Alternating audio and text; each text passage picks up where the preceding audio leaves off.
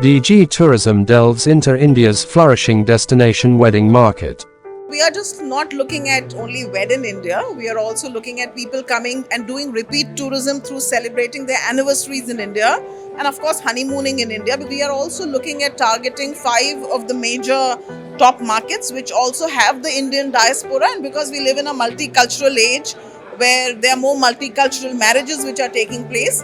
So I'm hoping through the Chalo India campaign which is already announced, which we are launching, US, UK, Australia, New Zealand, this is where our major diaspora is.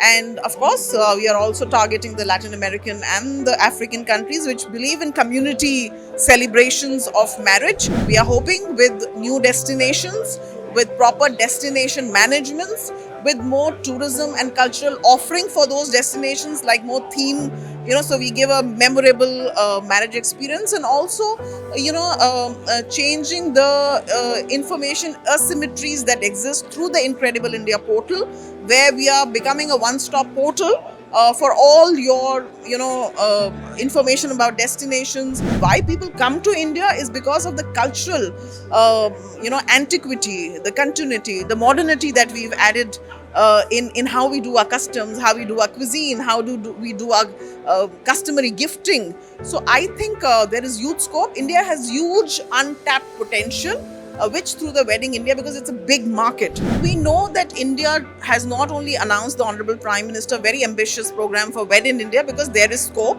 But recently, on the Independence Day, from the ramparts of the Red Fort, he also announced something called the Design in India.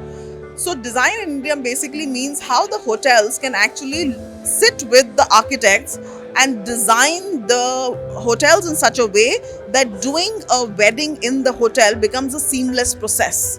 Because I think this is something that we need to evolve. So all sustainable processes, all sustainable ways of incorporating the various demands from various stakeholders, if that can be catered in the design implementation. And if I have to give you an example, there are a lot of people. The Qatar airport has become my favorite in terms of how design intervention does crowd control in Qatar. So I think design intervention is one advice I like to give to hotels, because this is a business which is going to stay for the longest time.